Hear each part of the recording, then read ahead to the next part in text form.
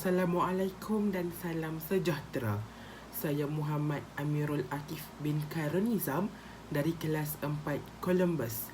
Pada hari ini saya akan menerangkan kepada anda semua tentang intisari yang ada dalam tema pertanian, penternakan dan perikanan. Pertama sekali, kita lihat kepada definisi tema. Apa yang dimaksudkan dengan sektor pertanian, penternakan dan perikanan? Baiklah, sektor pertanian, penternakan dan perikanan bermaksud perkembangan utama yang membawa kepada kebangkitan tamadun dengan penanaman dan penternakan mewujudkan lebihan makanan dan seterusnya membolehkan pembangunan masyarakat yang lebih padat dan maju.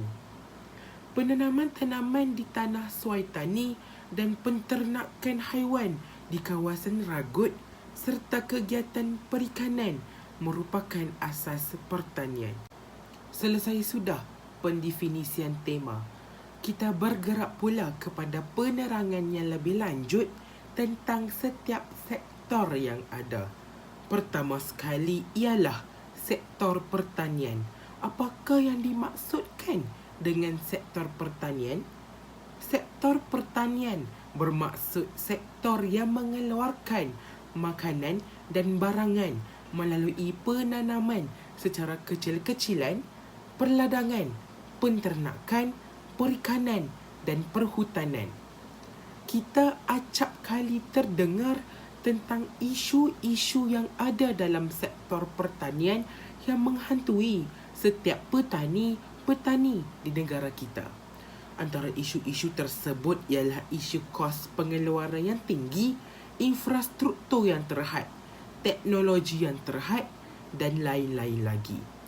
Seterusnya, pihak kerajaan seharusnya mengambil langkah yang proaktif dalam meningkatkan hasil pertanian di negara kita. Antara langkah yang boleh dilakukan ialah pihak kerajaan seharusnya merangka strategi pemasaran yang terbaik, menggunakan teknologi yang terkini, meningkatkan kemudahan logistik dan lain-lain lagi. Sebenarnya, sektor pertanian banyak menyumbangkan kebaikan serta faedah kepada negara kita. Antara kebaikan sektor pertanian kepada negara kita ialah mewujudkan peluang pekerjaan, memelihara ekologi alam sekitar, pembangunan kawasan pedalaman dan lain-lain lagi. Sedar atau tidak, terdapat syarikat-syarikat yang menggambling tenaga dalam pembangunan sektor pertanian di negara kita. Antara syarikat-syarikat yang dimaksudkan ini ialah syarikat FAMA, Federal Agricultural Marketing Authority. Mereka bertanggungjawab dalam pemasaran produk agromakanan. Seterusnya ialah syarikat MARDI, Malaysian Agricultural Research and Development Institute, yang bertanggungjawab dalam menjalankan penyelidikan dalam bidang pertanian dan makanan. Selepas itu ialah syarikat MADA, Muda Development Authority. Mereka ini memainkan peranan dalam aktiviti pengkomersialan padi. Berikut merupakan contoh logo syarikat-syarikat yang terlibat dalam sektor pertanian negara Malaysia. Berikut merupakan contoh usahawan yang berjaya dalam sektor pertanian yang boleh dicontohi oleh para petani di Malaysia. Berikut merupakan bukti-bukti daripada Kerajaan Akbar yang menunjukkan kerajaan Malaysia mencari jalan dalam memajukan sektor pertanian dalam negara Malaysia.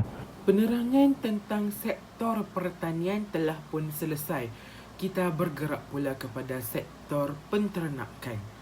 Sektor penternakan membawa maksud satu kegiatan pertanian yang membiak haiwan-haiwan ternakan.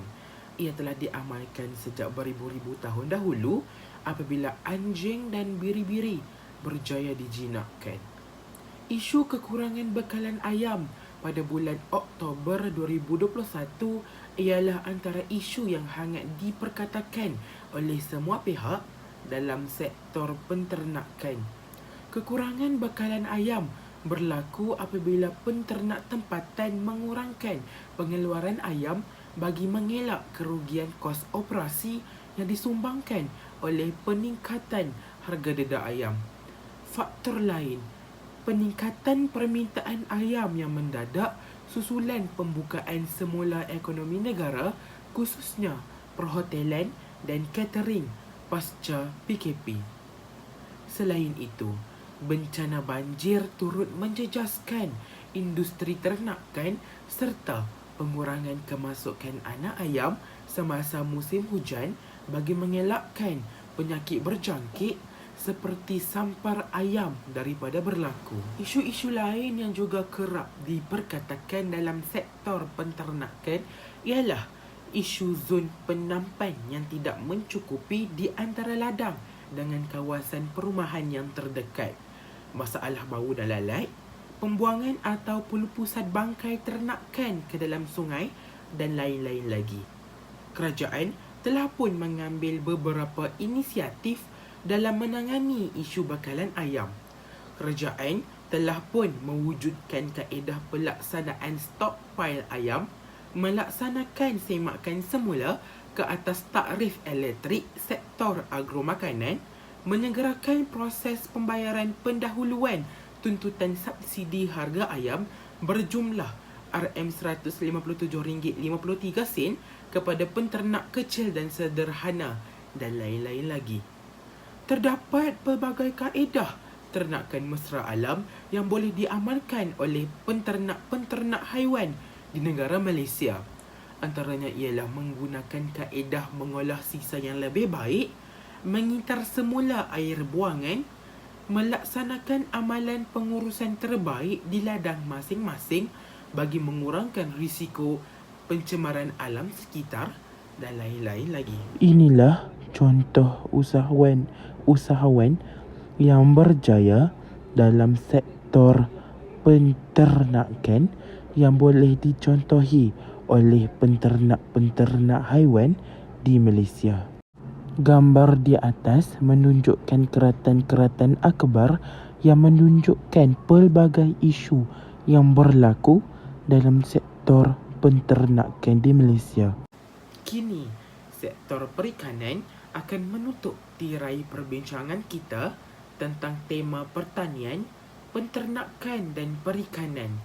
Yang pertama sekali, definisi sektor perikanan. Sektor perikanan boleh didefinisikan sebagai kegiatan komersial yang selalunya bertujuan membekalkan ikan dan makanan laut lain untuk kegunaan manusia atau sebagai bahan mentah industri lain dan tidak berfokus di dalam negara sahaja. Sama seperti sektor lain, sektor perikanan juga ada isunya yang tersendiri. Antara isu-isu tersebut ialah isu tenaga buruh yang tidak mencukupi, penggunaan pukat tunda, pencerobohan nelayan asing dan zon larangan, pencemaran laut dan lain-lain lagi. Kerajaan bertungkus lumus dalam menangani isu-isu yang ada dalam sektor perikanan. Antara sumbangan-sumbangan kerajaan dalam sektor perikanan ialah memberi elang sara hidup nelayan ESHN. Elang sara hidup nelayan ialah bayaran bulanan kepada nelayan yang membuat pengisytiharan pendaratan kepada LKIM. ESHN pernah dinaikkan sehingga RM300 pada tahun 2018 sebelum diturunkan kepada RM200 pada tahun 2019. Bermula tahun 2020, bayaran ESHN adalah RM250. Seterusnya ialah kerajaan menyediakan bayaran insentif hasil tangkapan ikan. Bayaran insentif diberikan bagi setiap kilogram ikan yang diisytiharkan dengan jumlah had maksimum tertentu mengikut zon nelayan. 10 sen setiap kilogram kepada nelayan zon A, B dan C serta 20 sen setiap kilogram kepada nelayan zon C2. Selepas itu, kerajaan turut memperuntukkan subsidi petrol dan diesel kepada nelayan-nelayan di negara Malaysia. Subsidi petrol dan diesel diberikan dalam bentuk bantuan bekalan bahan bakar untuk kegunaan diesel pada harga yang lebih rendah berbanding dengan harga pasaran. Antara faedah-faedah sektor perikanan kepada negara kita ialah menyediakan sumber makanan yang mencukupi, menyumbang kepada pendapatan negara, menyediakan peluang pekerjaan, meningkatkan kerjasama antarabangsa dan lain-lain. Berikut merupakan salah satu contoh isu yang ada dalam sektor perikanan. Cartapai di atas menunjukkan jumlah pendaratan nelayan mengikut zon. Sekarang, izinkan saya untuk membuat kesimpulan tema pertanian, penternakan dan perikanan. Kesimpulannya, saya berpendapat bahawa sektor pertanian, penternakan dan perikanan mempunyai asas yang kukuh dan potensi yang baik serta prospek yang cerah untuk dimajukan. Kita harus menggunakan segala kepakaran yang ada untuk memajukan sektor-sektor ini demi kestabilan ekonomi negara. Rakyat Malaysia perlu berfikiran terbuka dan positif terhadap potensi sektor-sektor ini. Kita juga wajar menjadikan kejayaan negara-negara maju, khususnya Jepun, yang telah berjaya menguasai sektor perindustrian, tetapi dalam masa yang sama terus membangunkan sektor pertanian, penternakan dan perikanan untuk untuk kesejahteraan hidup rakyatnya. Bab kata peribahasa Melayu, yang baik jadikan teladan, yang buruk jadikan sempadan.